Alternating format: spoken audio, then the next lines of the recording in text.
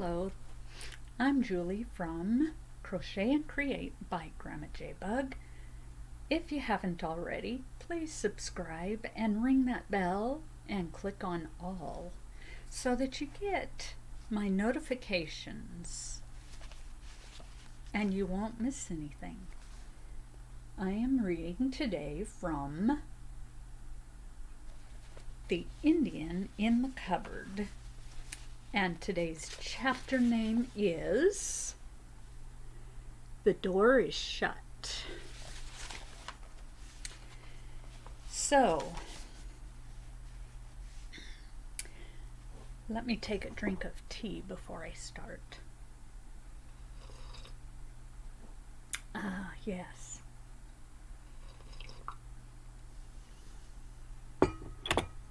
There we go. Omri got dressed in a state of such high excitement that he could scarcely control his fumbling fingers enough to do up buttons and tie his shoelaces. He'd thought he was excited yesterday on his birthday, but it was nothing compared to how he felt now. He was dying to open the cupboard door and have another look, but the landing outside his bedroom door was like a railway station at this hour of the morning. Parents and brothers passing continually, and if he were to close his door for a moment's privacy, somebody would be sure to burst in. He'd nip up after breakfast and have a quick look when he was supposed to be cleaning his teeth. However, it didn't work out. There was a stupid row at the breakfast table because Adiel took the last of the Rice Krispies, and although there were plenty of cornflakes, not to mention sugar puffs, the other two fairly set upon Adiel and made such an awful fuss that their mother lost her temper. And the end of it was nobody got to clean their teeth at all. They were all bundled out of the house. At the last minute, Omri even forgot to take his swimming things, although it was Thursday, the day his class went to the pool. He was an excellent swimmer, and he was so annoyed when he remembered halfway to school, too late to go back,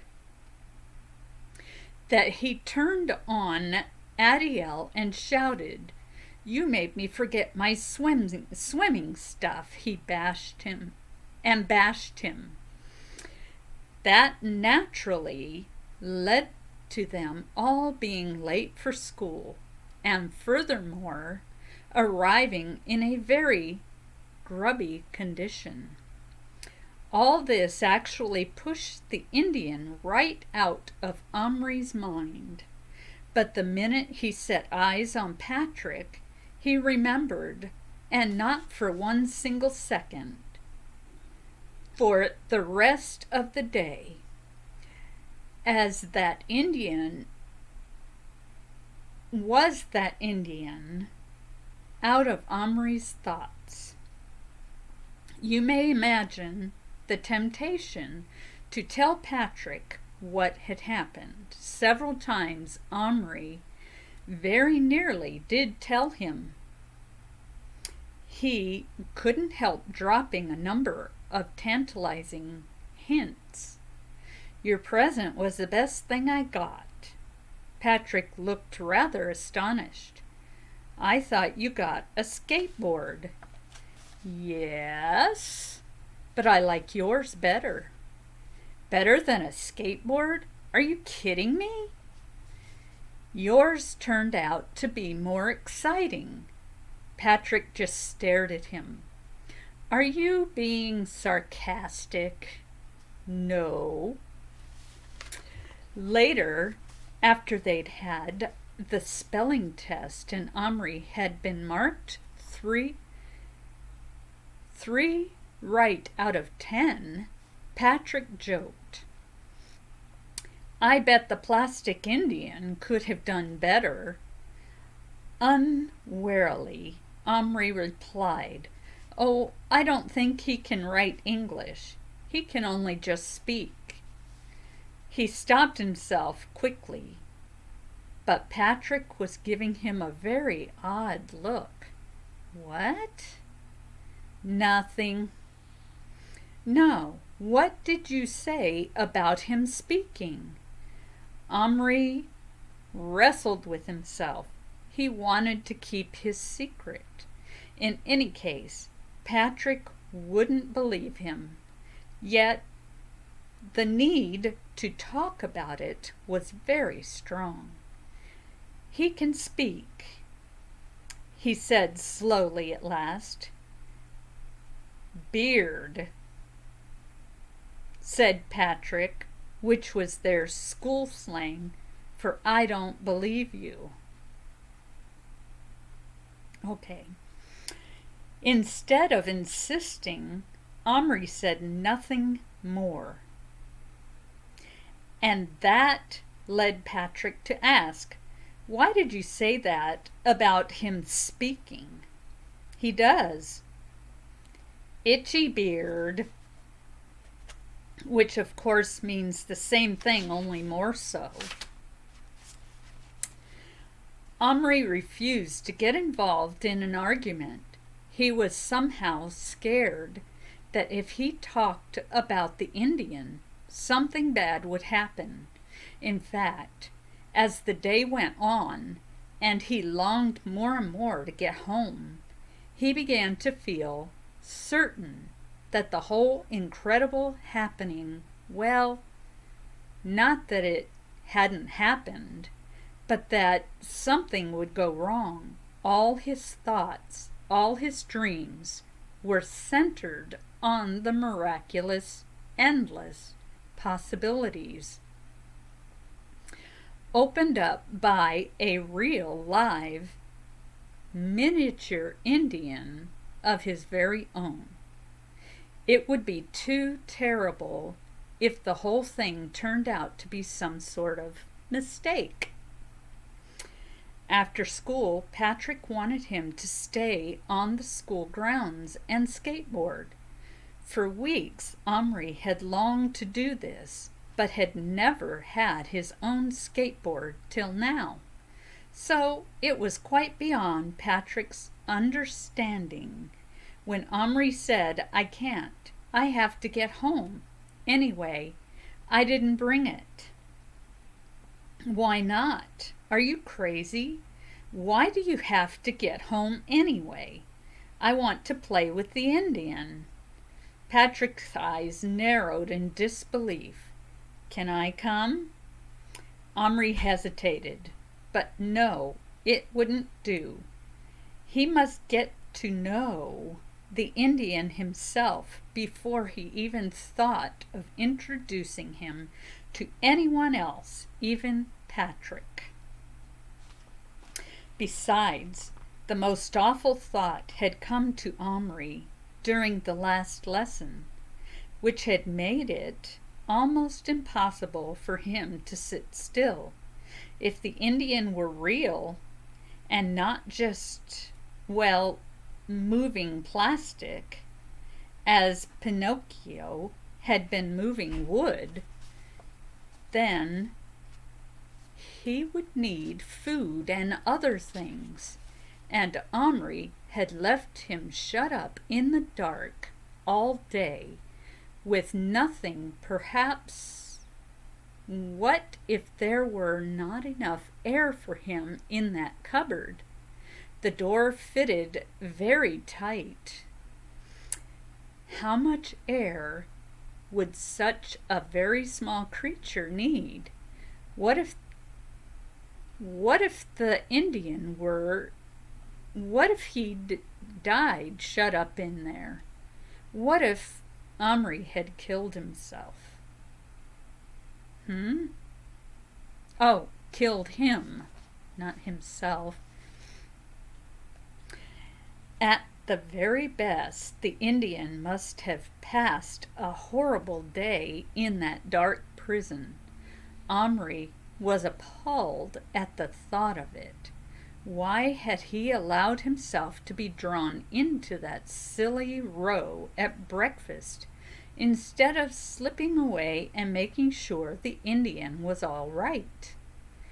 The mere thought that he might be dead was frightening. Omri sick. He ran all the way home, burst through the back door, and raced up the stairs without even saying hello to his mother. He shut the door of his bedroom and fell on his knees beside the bedside table. With a hand that shook, he turned the key in the lock and opened the cupboard door. The Indian lay there on the floor of the cupboard, stiff and stark. Too stiff. It was not a dead body. Omri picked it up. It was not a he anymore.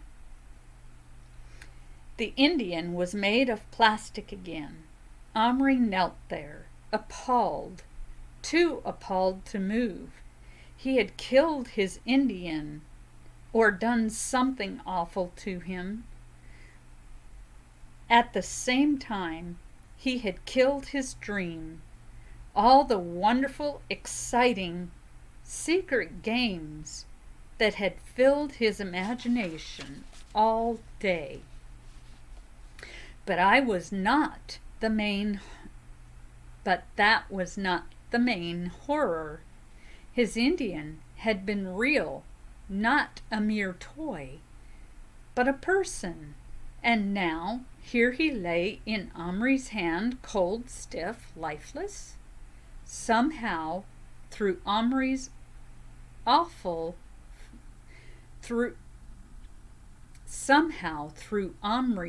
own fault. How had it happened? It never occurred to Omri now that he had imagined the whole incredible episode this morning. The Indian was in a completely different position from the one he had been in when Patrick gave him to Omri. Then he had been standing on one leg, as if doing a war dance, knees bent, one moccasined foot raised, both elbows bent, with one fist, with the knife in it, in the air. Now he lay flat, legs apart, arms at his sides. His eyes were closed. The knife was no longer a part of him. It lay separately on the floor of the cupboard. Omri picked it up. The easiest way to do this, he found, was to wet his finger and press it down on the tiny knife.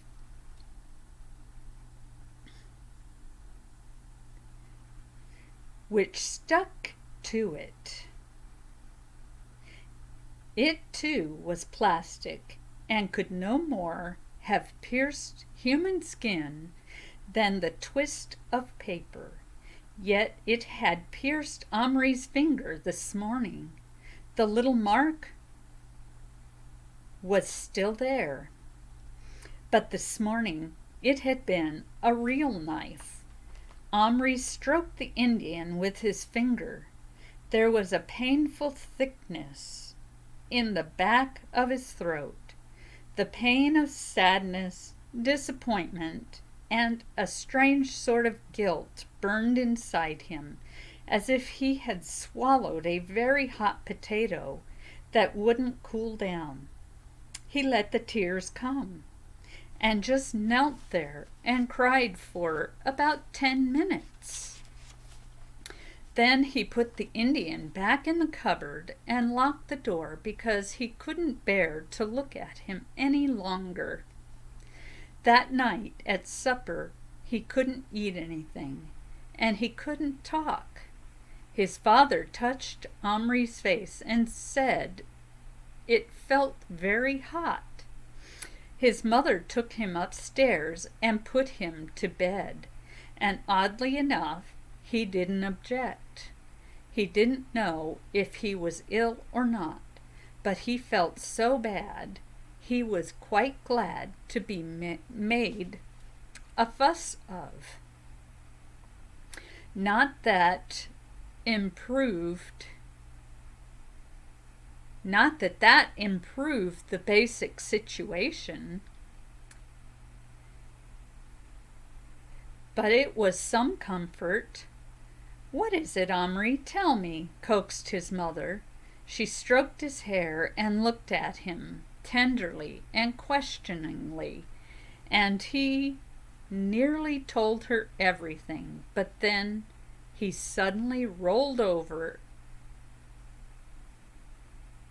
on his face. "Nothing really." She sighed, kissed him, or rather the back of him, and left the room, closing the door softly after her. As soon as she had gone, he heard something, a scratching, a muttering, a definitely alive sound coming from the cupboard. Omri snapped his bedside light on and stared wide-eyed at his own face in the mirror on the cupboard door. He stared at the key with his twisted ribbon. He listened to the sounds, now unmistakable.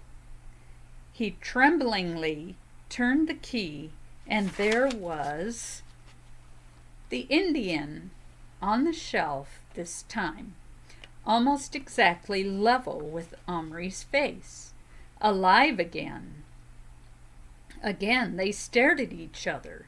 Then Omri asked, falteringly, "What happened to you?" "Happen? Good sleep happen. Cold ground. Need blanket, food, fire." Omri gaped. Was the little man giving him orders? Undoubtedly he was, because he waved his knife, now back in his hand, in an unmistakable way. Omri was so happy he could scarcely speak. "Okay, you stay there. I'll get food. Don't worry," he gasped as he scrambled out of bed. Yeah. He hurried downstairs, excited but thoughtful. What could it all mean? That the moment the cupboard door closed, the Indian went to sleep?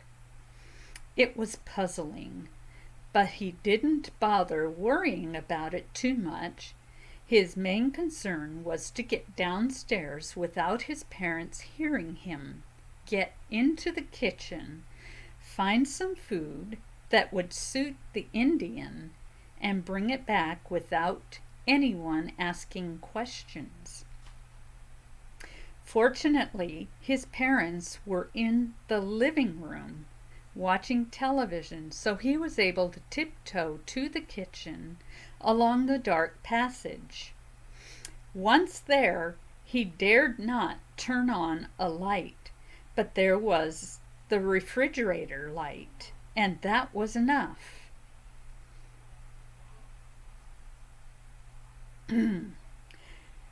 He surveyed the inside of the refrigerator. What did Indians eat? Meat, chiefly. He supposed deer meat, rabbits, the sort of animals they could shoot on their land. Needless to say, there was nothing of that sort. Biscuits, jam, peanut butter, that sort of thing was no problem. But somehow Omri felt sure these were not Indian foods. Suddenly his searching eyes fell on an open tin of sweet corn. He found a paper plate in the drawer where the picnic stuff lived, and took a good teaspoonful of corn. Then he broke off a crusty corner of bread. Then he thought of some cheese. And what about a drink? Milk? Surely Indian braves did not drink milk. They usually drank something called firewater in films, which was presumably a hot drink. And Omri dared not heat anything. Ordinary non-firewater would have to do, unless, what about some Coke? That was an American drink. Lucky there was a bit in a big bottle left over from his birthday, so he took that. He did wish there was some cold meat, but there just wasn't. Clutching the Coke bottle by the neck in one hand, the paper plate in the other, Omri sneaked back upstairs with fast beating heart. All was just as he had left it, except that the Indian was sitting on the edge of the shelf, dangling his legs and trying to sharpen his knife on the metal. He jumped up as soon as he heard Omri. "Food?" he asked eagerly. "Yes, but I don't know if it's what you like." "I like. Give. Quick." But Omri wanted to arrange things a little. He took a pair of scissors and cut a small circle out of the paper plate. On this he put a crumb of bread, another of cheese, and one kernel of sweet corn. He handed his offering to the Indian, who backed off, looking at the food with hungry eyes, but trying to keep watch on Omri at the same time. "Not touch, you touch. Use knife. I use knife," he warned. "All right, I promise not to. Now, you can eat." Very cautiously the Indian sat down, this time cross-legged, on the shelf. At first he tried to eat with his left hand, keeping the knife at the ready in his right. But he was so hungry he soon abandoned his effort, laid the knife close at his side, and, grabbing the bread in one hand and the little crumb of cheese in the other, he began to tear at them ravenously. When these two apparently familiar foods had taken the edge off his appetite, he turned his attention to the single kernel of corn. "What?" he asked suspiciously. "Corn, like you have." Omri hesitated. "Where you come from?" he said. It was a shot in the dark. He didn't know if the Indian came from anywhere, but he meant to find out. The Indian grunted, turning the corn about in both hands, for it was half as big as his head. He smelled it. A great grin spread over his face. He nibbled it. The grin grew wider, but then he held it away and looked again. And the grin vanished. Too big, he said. Like you, he added accusingly. Eat it. It's the same stuff. The Indian took a bite. He still looked very suspicious, but he ate and ate. He couldn't finish it, but he evidently liked it. Give meat, he said finally. I'm sorry, I can't find any tonight, but I'll get you some tomorrow, said Omri. After another grunt, the Indian said, Drink. Omri had been waiting for this. From the box, he kept his action man things. He had brought a plastic mug. It was much too big for the Indian, but it was the best he could do. Into it, with extreme care, he now poured a minute amount of Coke from the huge bottle.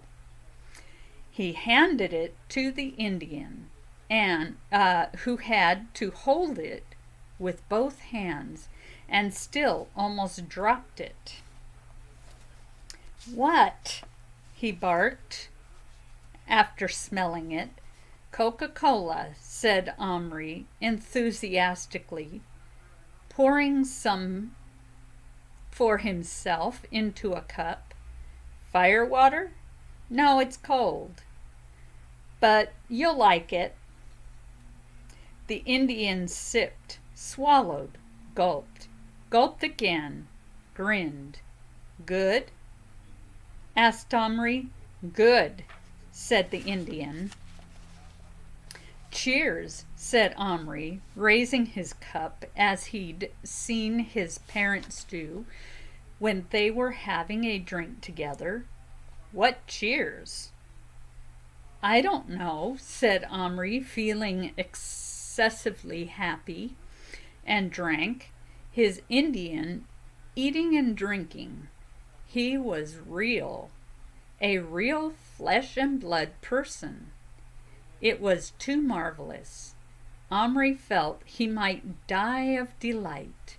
Do you feel better now? He asked. I better. You not better, said the Indian. You still big. You stop eat. Get right size.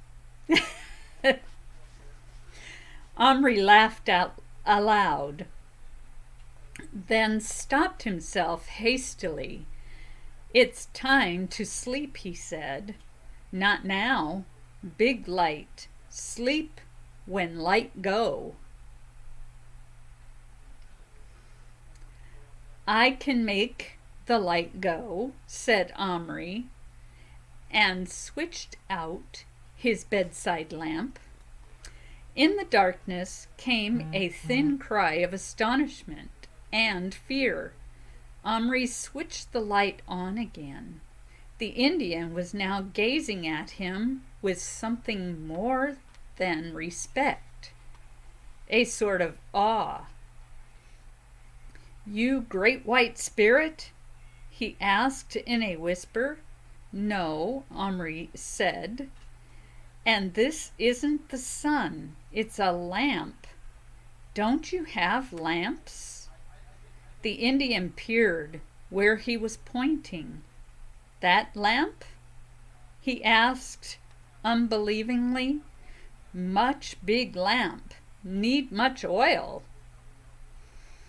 But this isn't an oil lamp. It works by electricity. Magic? No, electricity. But speaking of magic, how did you get here? The Indian looked at him steadily out of his black eyes. You not know? No, I don't. You were a toy. Then I put you in the cupboard and locked the door. When I opened it, you were real. Then I locked it again, and you went back to being plastic. Then he stopped sharply. Wait, what if he thought furiously?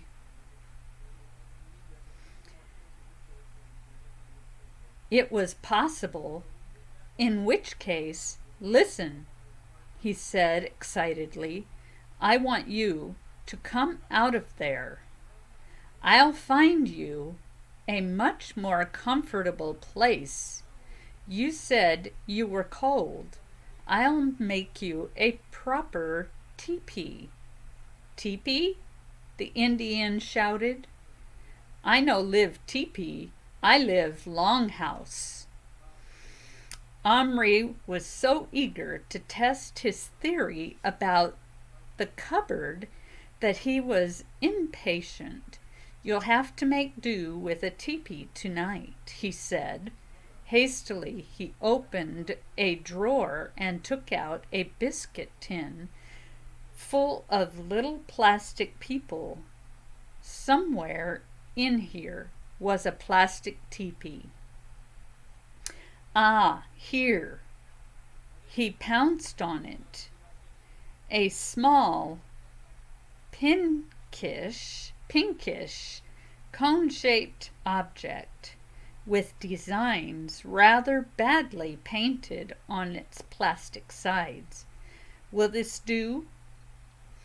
He put it on the shelf beside the Indian, who looked at it with the utmost scorn. This teepee, he said.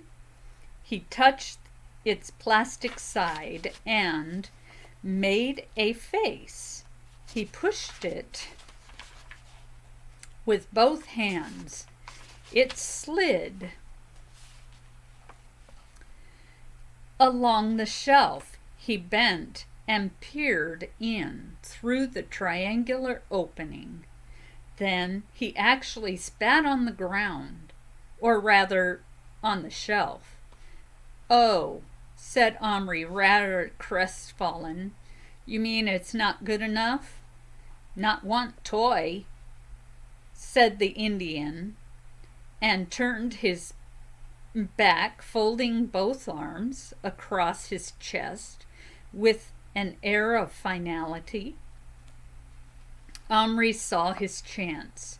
With one quick movement, he had picked up the Indian by the waist between his thumb and forefinger. In doing this, he pinned the knife, which was in the Indian's belt, firmly to his side. The dangling Indian twisted, writhed, kicked, made a number of furious and hideous faces, but beyond that he was helpless, and he evidently knew it. For after a few moments, he decided it was more dignified to stop struggling. Instead, he folded his tiny arms across his chest, once again, put his head back, and stared with proud defiance at Omri's face, which was now level with his own.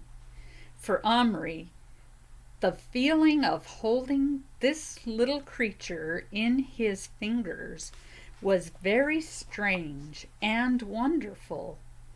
If he had had any doubts that the Indian was truly alive, the sensation he had now would have put them to rest.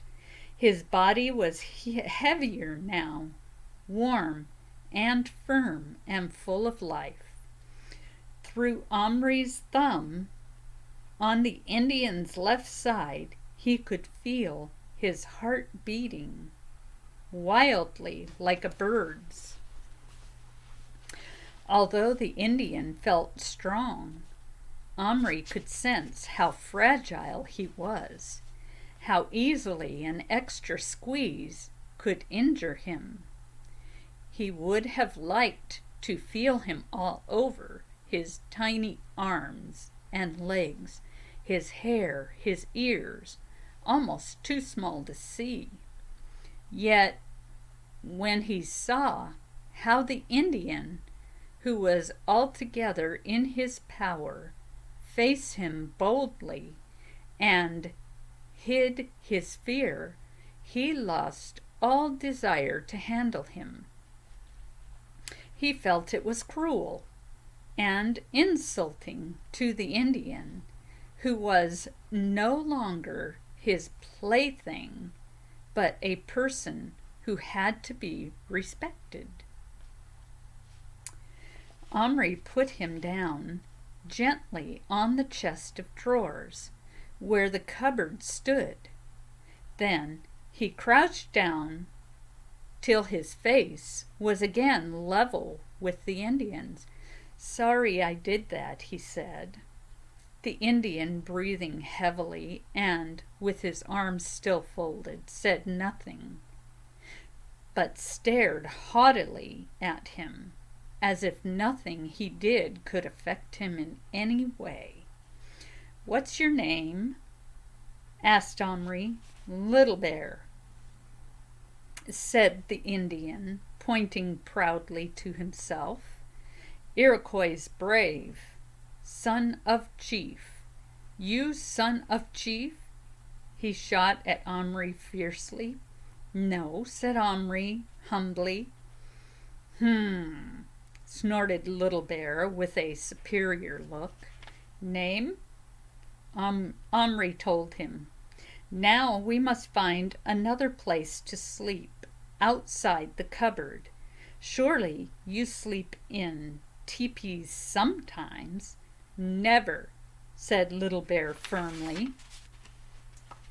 "I've never heard of an Indian who didn't," said Omri with equal firmness. "You'll have to tonight anyway." "Not toy," said the Indian. "This no good. And fire, I want fire. I can't light a real fire in here, but I'll make you a teepee. It won't be very good, but I promise you a better one tomorrow." He looked down. It was good, he thought, that he never put anything away. Now everything he needed was strewn about the floor and on tables and shelves, ready to hand. Starting with some pickup sticks and a bit of string, he made a sort of cone shape tied at the top. Around this he draped his first handkerchief, and then, when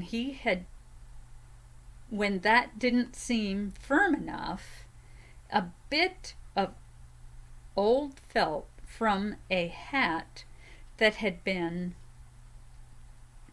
in the dressing up crate. It was fawn colored, fortunately, and looked rather like animal hide. In fact, when it was pinned together at the back with a couple of safety pins and a slit cut for an entrance, the whole thing looked pretty good, especially with the poles sticking up through a hole in the top. Omri stood it up carefully on the chest of drawers and anxiously awaited Little Bear's verdict. The Indian walked around it 3 times slowly, went down on hands and knees, and crawled in through the flap. Came out again after a minute, tugged at the felt, stood back to look at the poles, and finally gave a fairly satisfied grunt. However, he wasn't going to pass it without any criticism at all. "No pictures," he growled. "If Teepee then need pictures, I don't know how to do them," said Omri. "I know. You give colors, I make." "Tomorrow," said Omri, who, despite himself, was beginning to feel very sleepy. "Blanket?" Omri fished out one of Action Man's sleeping rolls. "No good. No keep out wind." Omri started to object that there was no wind in his bedroom, but then he decided it was easier to cut up a square out of one of his old sweatshirts, so he did that. It was a red one with a stripe around the bottom, and even Little Bear couldn't hide his approval as he held it up, then wrapped it around himself. "Good. Warm. I sleep now." He dropped on his knees and crawled into the tent. After a moment, he stuck his head out. "Tomorrow talk. You give Little Bear meat, fire, color, much things." He scowled fiercely up at Omri. "Good?" "Good," said Omri, and indeed nothing in his life had ever promised better. Okay, thank you for being with me through this chapter of Indian in the Cupboard, and can't wait to see you next time. Until then, don't forget to please subscribe and click on the bell and then click on all so that you can get notifications for when I do the next time and when I go live. Until then, God bless you and be nice.